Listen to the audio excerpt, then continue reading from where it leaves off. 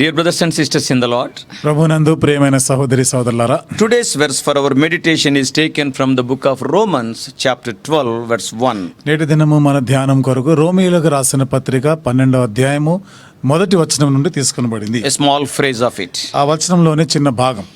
Ye present your bodies a living sacrifice. సజీవ యాగముగా మీ శరీరములను ఆయనకు సమర్పించుకొనుడి.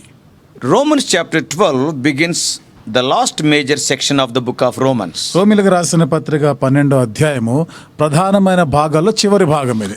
And in the book of Romans, రోమీయులకు రాసిన పత్రికలోనిది. what Paul has in mind now is to take the theology of chapter 1 to 11 so far and to apply it to the members of the church at Rome.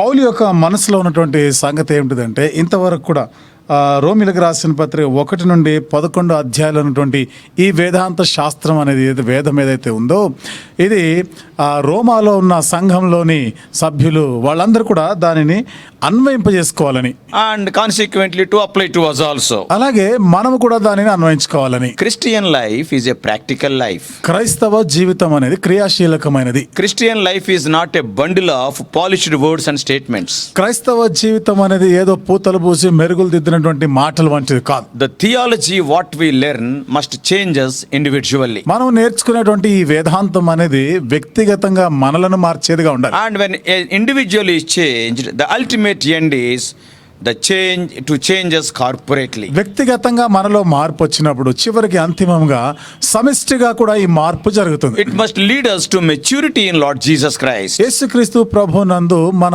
ఎదుగుదలకి అది నడిపించేది ఉండాలి. That's why ఆ కారణాన్ని బట్టి Paul starts this chapter 12 with the word therefore. పౌలు ఈ అధ్యాయాన్ని కాబట్టి అనే ఈ మాట ఈ పదంతో ఆరంభిస్తున్నాడు. What does it mean? అంటే అర్థం ఏమిటి? He appeals to them on the basis of what has gone before in the first 11 chapters. అనగా ఈ మొదటి 11 అధ్యాయాల్లో ఏమి జరిగినాయో దాని గురించి వాళ్ళు గమనించాలని ఆయన వారికి మొరపెట్టుకుంటున్నారు. So from chapter 12 to 16, కాబట్టి 12 నుండి 16 అధ్యాయాల్లో they can be termed as a kind of life that is built on something. దీనిని మనము ఒక జీవితం, ఏదో ఒక దాని మీద కట్టబడిన జీవితంగా చెప్పుకోవచ్చు. This life does not come out of nowhere. చూడండి, ఈ జీవితం అనేది ఏమి లేని దాని నుండి వచ్చిందేమి కాదు. It has roots. దానికి వేర్లున్నాయి. This new Christian life is built on chapters 1 to 11. ఈ నూతన క్రైస్తవ జీవితం అనేది 1 నుండి 11 అధ్యాయాల పైన కట్టబడింది. We have to sink our roots here. ఇక్కడ మన వేర్లు పాతుకోవాలి. Then your fruit will be the Christian fruit. అప్పుడు ఆ ఫలం అనేది క్రైస్తవ ఫలంగా ఉంటుంది. He sums up the foundation, that is the gist of the chapters from 1 to 11 with the phrase the mercies of God.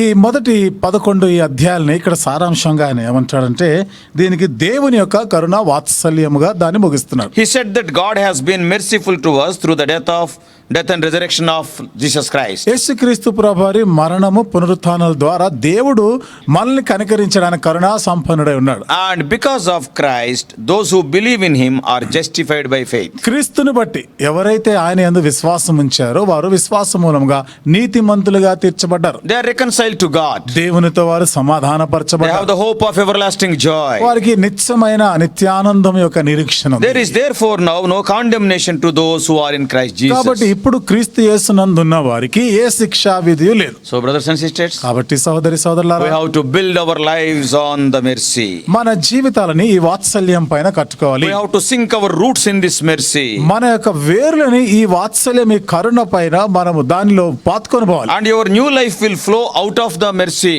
నీ నూతన జీవితం కూడా ఈ వాత్సల్యమును బట్టి ప్రవహించాలి. Then Romans 12 will become a reality in your life. అప్పుడు రోమీయులకు రాసిన పత్రిక 12వ అధ్యాయం నీ జీవితముకి అది వాత్సవికంగా ఉంటుంది. Also become merciful. అంతేకాకుండా ఏదో వాత్సల్యంతో నిండినదిగా So let ఉంటుంది. us see the verse for our meditation today. కాబట్టి నేటి దిన మన ధ్యానం కొరకైన ఈ వచనాన్ని మనం చూస్తాం. Present your bodies a living sacrifice to God. మీ శరీరములను దేవునికి సజీవ యాగముగా సమర్పించుకొనుడి.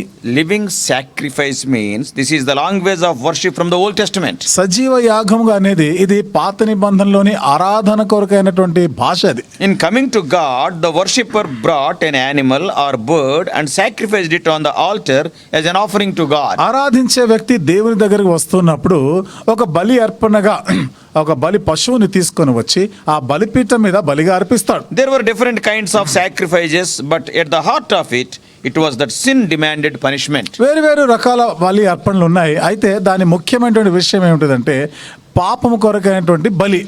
Sin demanded punishment. ఈ పాపం చేసిన కారణాన్ని బట్టి దానికి శిక్ష కావాల్సిందే. The slain animal represented God's willingness to accept a substitute so that the worshipper might live and have an ongoing relationship. బలి అర్పించబడినటువంటి ఆ బలి పశువు యేసుక్రీస్తు ప్రభువారిని అది సూచిస్తుంది.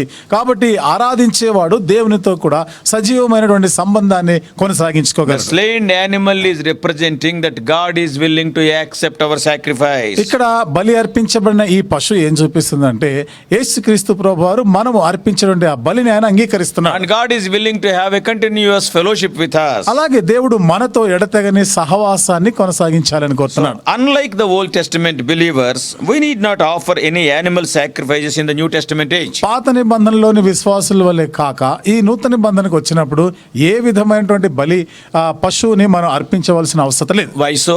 ఎందుకు ఆ విధంగా? Because in 1 Corinthians 5:7 it is written, ఎందుకన్నా- Christ our Passover lamb has been sacrificed. కొరింథీయులకు రాసిన మొదటి పత్రిక 5వ అధ్యాయం 7వ వచనంలో క్రీస్తు మన పస్కా పశువు అయ్యాడు, So- బలిగా అర్పించబడ్డాడు. Jesus Christ brought to an end of those Old Testament sacrifices for sin. కాబట్టి యేసుక్రీస్తు ప్రభువారు ఈ పాపమునకు పాత నిబంధనకు సంబంధించిన బలులన్నిటి కూడా ముగింపు చేసినాడు. And he finished the great work of atonement. ఆయన ఈ ప్రాయశ్చిత్తం కొరకైనటువంటి కార్యమును ముగించాడు. All we have to do now is to trust him for that great work. ఇక మనం చేయవలసిందంతా ఒకటే, ఆ గొప్ప కార్యం పైన మనము నమ్మిక ఉంచాలి. We need not add anything to it because he is our all sufficient sacrifice. దానికి మనం ఏది చేర్చవలసిన అవసరం లేదు, ఆయనే మనకి చాలినటువంటి బలి అర్పణ అయినాడు. But Paul says here to present our bodies. అయితే పౌలు ఇక్కడ చెప్తున్న మాట ఏమిటంటే మన శరీరములను సజీవ యాగముగా అర్పించాలి. That is holy and acceptable to God. అనగా పరిశుద్ధమును దేవునికి అనుకూలమునైనదిగా. And that is our spiritual worship. ఇది మన ఆత్మ సంబంధమైన ఆరాధన. He means not only bodies but also our mind and heart. అనగా ఆయన ఉద్దేశంలో శరీరం ఒకటే కాదు, మన మనస్సు మన హృదయం కూడా అర్పించాలి. Because he continued and said, ఎందుకంటే ఆయన ఇంకా కొనసాగిస్తూ చెప్తున్నాడు, be transformed in the renewal of your mind. ఇక్కడ మీ మనస్సు మారి నూతన పరచబడాలి. The stress here is submission of the body is also important. ఇక్కడ నొక్కి చెప్పే మాట ఏమిటిది? మన శరీరమును సమర్పించేది కూడా ప్రాముఖ్యమైనది. Some people are questioning, కొంతమంది ప్రశ్నిస్తూ ఉంటారు, some may think, కొంతమంది అనుకుంటారు, why would God be interested in my body of clay? దేవుడు మట్టితో చేయబడిన ఈ శరీరం గురించి ఎందుకు ఆయనకు అంత ఆసక్తి? My body is having so many deficiencies and defects. ఈ శరీరానికి ఎన్నో లోటుపాట్లు ఉన్నాయి కదా, ఎన్నో అవలక్షణాలు ఉన్నాయి కదా. Sometimes it is overweight and sometimes it is underweight. కొన్నిసార్లు చూస్తే ఎక్కువ బరువు ఉంటుంది, కొన్నిసార్లు తక్కువ బరువు And ఉంటుంది. it is a wrinkled body full of so many aches. కొన్ని విషయాల్లో మనం చూస్తే అన్ని కూడా మడతలు వచ్చేసి ఉంటాయి, ఎన్నో రకాల నొప్పులు బాధలు ఉంటాయి. And this దానికి body is suffering from so many diseases and impulsive, nervous, emotional, unattractive. అంతేకాకుండా ఈ శరీరానికి అనేక రకాల రోగాలు వస్తూ ఉంటాయి, రకరకాల శోధనలు ఆకర్షణలు వస్తూ ఉంటాయి. And it is a very lazy and awkward body. అంతేకాకుండా ఇది ఎంతో సోమరితనం బద్ధకస్తం కలిగినటువంటిది, చూడడానికి వికారంగా ఉండేటువంటి శరీరం. And it is a disabled body with sight problems, deaf and dumb, etc. ఎన్నో లోపాలు కలిగినటువంటి శరీరం, దృష్టి మాంద్యం ఉంటుంది, చెవిటితనము అవిటతనం ఉంటుంది. If I offer this body, what kind of sacrifice it is with all these defects? ఇలాంటి శరీరం, ఇన్ని లోపాలు కలిగిన ఈ శరీరాన్ని నేను అర్పిస్తే ఏంటి ఉపయోగం దాని వల్ల? The Old Testament demanded a flawless sheep without any spot. పాత నిబంధనలో అయితే ఒక గొర్రెపిల్ల, నిర్దోషమైనటువంటి గొర్రెపిల్ల అక్కడ అర్పించవలసి ఉండేది. But here my body is having all doshalu, all defects are కానీ there. ఇక్కడ చూస్తే నా శరీరానికి అన్ని రకాల లోపాలే ఉన్నాయి. And that kind of thinking totally misses the point.